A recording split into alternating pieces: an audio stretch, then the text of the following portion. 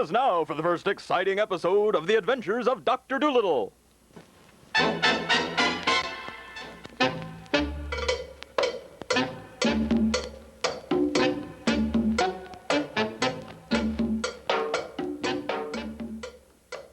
Journal of Dr. Doolittle, September 12, 1988. Continued my latest research on the history and geography of Norman, Oklahoma. According to historian John Womack, a Mr. Abner Norman, surveyor for the railroad in the 1880s, established a camp at a spring near the present-day site of the duck pond. The camp would grow into what is now modern-day Norman. Tried to locate site of Norman's camp. Surprisingly, though the site is in a busy part of Norman, it has never been developed. Found some interesting food preservation devices and a midden. Must excavate further. By the time of the land run in 1889, a site for refilling railroad steam engines with water was established near Norman's camp. The name Norman stuck. Participants in the land run could select 160-acre homesteads or smaller sites in town for businesses. The railroad had already stockpiled loads of lumber for our settlers to buy. Buildings on Main Street, Norman were up within a month.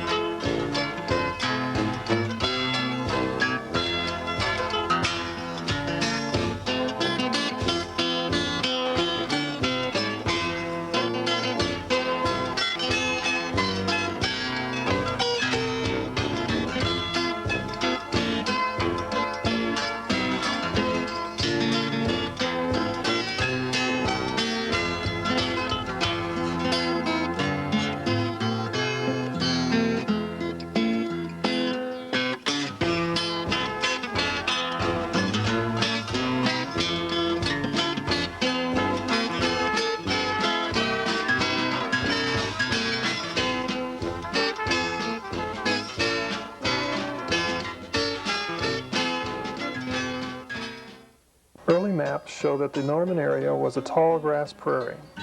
The South Canadian River was to the south. Bishop's Creek flowed through the area. To the east was the Chisholm Trail. It followed along the edge of the cross timbers, a densely forested region of blackjack oak. Later maps show the town springing up along the railroad. Streets were parallel or at right angles to the railroad tracks. Norman prospered as a farming center. Cotton was especially important. Within several years, though, the university was established, making Norman an educational center as well. By World War I, Norman had outgrown the original town site.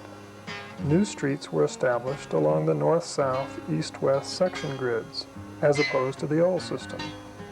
This gave Norman streets a decidedly topsy-turvy character that exists today. Photographs of early Norman, as well as buildings remaining from that era, suggest that Norman residents had definite ideas about architectural design and style. They also brought with them a desire for a wooded landscape. By the 1930s and 40s, little remained of Norman's prairie past.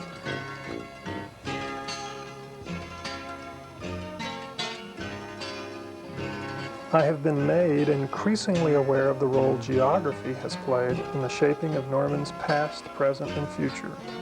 Several teachers from Norman spent a week at a geographic institute sponsored by the National Geographic Society, the Oklahoma Alliance for Geographic Education, and the geography departments of OU and OSU. Dr. Jim Goodman and Dr. Marvin Baker have shared information about further training for teachers. Their special knowledge about the geographic impact on Norman's history has inspired two colleagues of mine, teachers Gary Gress and Donna Marshall. They plan to incorporate more local community activities into their classes at Longfellow and Irving middle schools. In addition, they'll illustrate the geographic themes of location, place, and man-environment interaction by encouraging students to study these concepts in their own backyards. Gary and Donna have invited me to join them on an expedition across Norman to explore some of the things they've learned from the Geographic Institute about the history of Norman. It's nearly time. I must go prepare for the expedition, for there's no telling what we may encounter. There's something significant here, isn't there? Gary and Donna had asked me to meet them on the railroad tracks between Duffy and Main Street. When I got there, they wanted to show me the place where steam locomotives had stopped years ago to fill up their tanks with water. Apparently there had been a spring here. Gary was convinced that under a building nearby there was a dry bed of a stream. He felt like that stream was the remains of the spring. He pointed out how it flowed under a building and then out across under a street and then disappeared. As we walked down the tracks, Donna pointed out that the street ran parallel to the railroad track rather than on a north-south, east-west grid. She also mentioned that the town obviously had radiated out from around the railroad tracks, an obvious place to obtain supplies and materials. Buildings probably went up earliest nearest the tracks. Yeah, even some of these structures. Just looking around today, we noticed that the area had a number of switches, a number of extra tracks. Gary pointed out that there was probably light industrial use years ago, and that continues up till today. It was also obvious how flat it was in this region. So the railroad maintains a good bit of this. There's a lot of tracks to the sides. As we strolled on down the tracks, we could see in the distance the Santa Fe depot. We decided we could walk on down in that direction. Next, we stopped at the depot. It's undergoing a restoration to its original design. Built sometime after the turn of the century, it's had no passenger traffic since 1979. To the north of the depot, we looked at Edwards Park, probably the first park in Norman. You can see the remains of flower beds even today. It was kept up until recently. There is some sort of oval, remains perhaps of a wall. They showed me a photograph taken of Edwards Park from across the street in the parking lot of what is now an interurban restaurant. In the photograph you can see the county courthouse and the depot and the railroad tracks. Though the depot and the railroad are still there, the area has changed considerably. In the photograph, you can see a park bench in the corner of the park near Main Street. The park bench still exists today, and as people did 70 years ago, it's still a good place to watch the trains go by.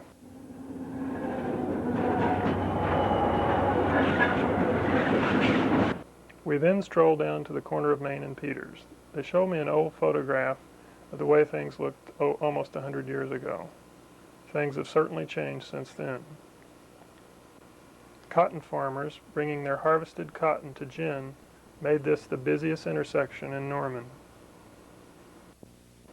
They also pointed out several old buildings in the photograph.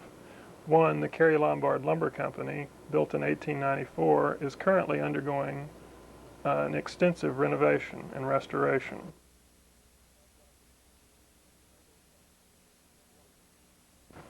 Many buildings in that block of Maine date back to the earliest days of Norman. In a furniture repair shop, we found tin ceilings in a style characteristic of the turn-of-the-century Norman. Report from 3 female political prisoners who are suing a high security. Across the street, they showed me a door sill dated 1898. Donna explained how building use has changed over time, from a Woolworth store to a local restaurant. There has been a recent surge, and in past too, some efforts for Gary restoration showed me as the far old as the financial storefronts district are of concerned, Norman. and some of the facades Many of the are buildings actually, have been restored. have been torn down, and now we're going back, getting back to some of the Their old appearance architecture that used today to be as much in, as it was years past. 75 years ago. We then ventured to the corner of Peters and Comanche to look at the courthouse. That replaced the old one that built Donna burnt explained that the old courthouse burned and this one had replaced it around 1939. The design was interesting, especially an old aluminum lamppost. We looked at a picture of the old courthouse. We looked at a picture taken from the cupola of the old courthouse of the corner of Peters and Comanche.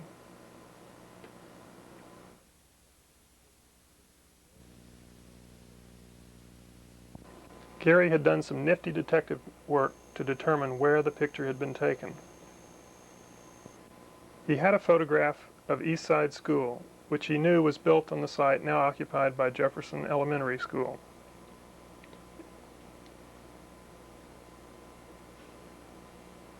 East Side School could be seen in the background. He also had a photograph of Central High School, formerly on the campus of Central Mid-High. The positions of these two buildings allowed him to establish the locale of the photograph. We ended our walking tour on the campus corner. We strolled down to Liberty Drug Store, now a popular restaurant. Gary and Donna showed me one last photograph taken in Liberty Drug Store sometime around the 1920s. Gary and Donna had to leave, but I decided on one last refill before repairing here to my study to recount the events of the day.